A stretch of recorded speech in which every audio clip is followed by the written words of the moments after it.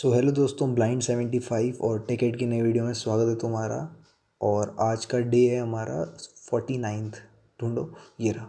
तो house robber number 2। और ये नंबर 2 हमने नंबर 1 करा था 42nd डे पे, दैट इज़ एक हफ़्ते पहले, एग्जैक्ट एक हफ़्ते पहले हमने हाउस रॉबर प्रॉब्लम करी थी। और इसको जानना वेरी वेरी इंपॉर्टेंट है टू अंडरस्टैंड हाउस रॉबर 2। क्योंकि हाउस रॉबर 1 मैंने तुम्हारे सामने खोल रखी है, इसकी एक्सप्लेनेशन देखो, छोटा सा कोड है। इसकी एक्सप्लेनेशन देखने के लिए उस पर जाना, ठीक है। और फिर तुम्हें समझ में आएगा कि कितना इंपॉर्टेंट है, क्योंकि मैं जस्ट इसका कॉपी पेस्ट ही चिपकाया है। इस कोड को देखो ध्यान से, और यहाँ मैंने जो कोड लिखा है इसको देखो ध्यान से, एग्जैक्टली वही कोड है। ठीक है, मैं तुम्हें समझा देता हूँ क्वेश्चन क्या कह रहा है। क्वेश्चन वही है जो पहले था, बस इसमें क्या है कि एक अरेंज्ड इन अ सर्कल है, यानी फर्स्ट और सेकंड वाले जो हैं आपस में लिंक करते हैं, तो वो भी एडजेसेंट हो जाएंगे। सेकंड कह रहा हूँ, लास्ट वाले, है ना। मतलब 2 और 2 आपस में एडजेसेंट कहलाएंगे इस एक सर्कल में। सेम वे में 1 और 1 आखिरी वाले एक दूसरे के एडजेसेंट कहलाएंगे। तो उससे आउटपुट पे जो इफ़ेक्ट आएगा वो चीज़ तुम्हें नोट करनी है, ठीक है। वैसे तो अगर हम इसको हाउस रॉबर वाली प्रॉब्लम से करते, इसका आंसर आना था 4, 2+2, है ना। और अभी इससे करके देख रहे हैं हम, दैट इज़ हाउस रॉबर 2, तो आंसर आया 3, क्योंकि 2 और 2 तो एडजेसेंट थे, है ना। समझ में आया। तो इसी चीज़ को थोड़ा सा आगे बढ़ते हैं। करना क्या होगा, थोड़ा सा एक बार एक्सप्लेनेशन में कॉपी में समझा देता हूँ तुम्हें कि इस कोड के लिए मैंने क्या करा है, तभी तुम्हें ज़्यादा क्लियर होगा। चलो कॉपी पे।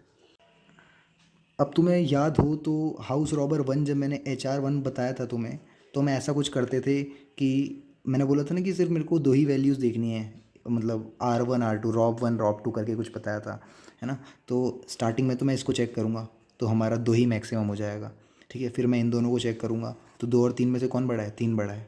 साथ में इसको भी लेके चलेंगे, प्रीवियस 2 वैल्यूज़ को लेके चलते हैं ना। अब जब 2 को मैं डालना चाहूँगा तो ये चेक करूँगा कि इन दोनों में से मैक्सिमम बड़ा है, दैट इज़ 3, या फिर 3 को छोड़ के इन दोनों का सम बड़ा है, दैट इज़ 4। तो डेफिनेटली 4 आंसर आएगा। समझ में आया।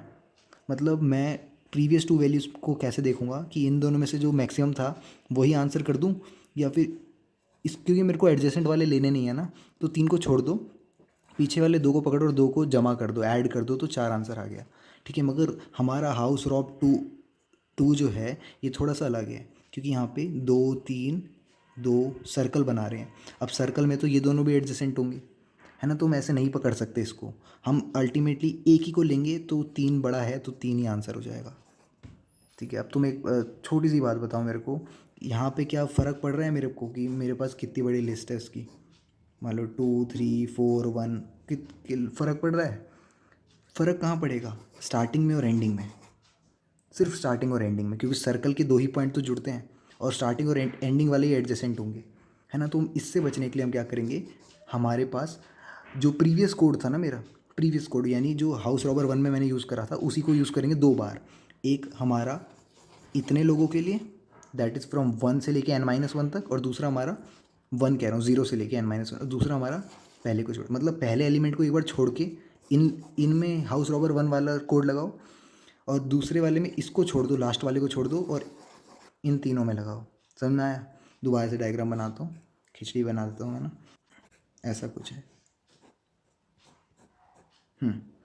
तो हमने क्या करा, फर्स्ट में क्या करूँगा कि ये जो मैं अंडरलाइन कर रहा हूँ ना, इन सब में मैं HR1 that is house robber 1 problem लगाऊँ, पहले को छोड़ दूँ, ठीक है, क्योंकि वो पहला और आखिरी वाला ओवरलैप कर रहा है। फिर इन सब में लगाऊँ और आखिरी को छोड़ दूँ, HR1 प्रॉब्लम लगाऊँ। ये कौन सा है, 0 है, ये हमारा n-1 है, ठीक है। अब इन दोनों में से जो मैक्सिमम आ रहा है ना, इन दोनों में से उसको मैक्सिमम को प्रिंट करवा दूँ, यही तो चक्कर है, ठीक है। और एक केस ऐसा हो जाएगा कि अगर एम्प्टी है तो चलो वो मैं कोड में ही बताता हूँ तुम्हें।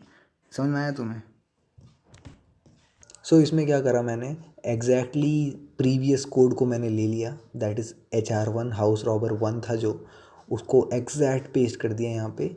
और एक अपना जो फंक्शन है जो अभी इस क्वेश्चन के लिए बनाया हुआ था, उसमें मैंने रिटर्न कर दिया किस किस में, maximum of number starting from 1 से लेके एंड ऑफ द लिस्ट, यानी 0 को एक्सक्लूड करा। और दूसरा नंबर स्टार्टिंग फ्रॉम 0 से n-1 तक, यानी आखिरी को एक्सक्लूड करा। इन दोनों में से जो भी मैक्सिमम आएगा वही हमारा रिटर्न करेगा मैक्सिमम को। अब तुम्हारे मन में ख्याल आएगा कि ये नम ज़ीरो क्यों है, तो इमेजिन करो तुम्हारे पास एक ऐसा केस है, क्योंकि एज केसेस भी देखने पड़ते हैं। एक ऐसा केस है जिसमें सिर्फ नम्स में एक ही लिस्ट के अंदर एक ही एलिमेंट है 1, तो इसके हिसाब से तो वो कहाँ देखेगा, पहले ज़ीरो को कंसिडर करेगा नहीं, और इसके हिसाब से वो आखिरी वाला 1 शुरू वाला भी और आखिरी वाला भी दोनों ही कंसिडर नहीं करेगा। तो नल रिटर्न होने से अच्छा है कि 1 ही रिटर्न होना। समझ में आया, आंसर तो 1 आना चाहिए अकॉर्डिंग टू द, मतलब चोर तो करनी है ना हाउस रॉबर, तो नम्स ऑफ ज़ीरो उस जगह पे काम आएगा। सिंपल सा कोड है, मैंने रन कर लिया था, दोबारा बनानी पड़ी वीडियो क्योंकि ऐसे ही कुछ ग्लिच वगैरह आ गया था, स्क्रीन डिस्प्ले सही नहीं हो रहा था, है ना। तो ये एफिशिएंटली काम कर रहा है और छोटा सा कोड था। बस आज के लिए इतना ही, मिलते हैं अगली वीडियो में। मैं हूँ केशव, आप देख रहे हैं टेक केयर।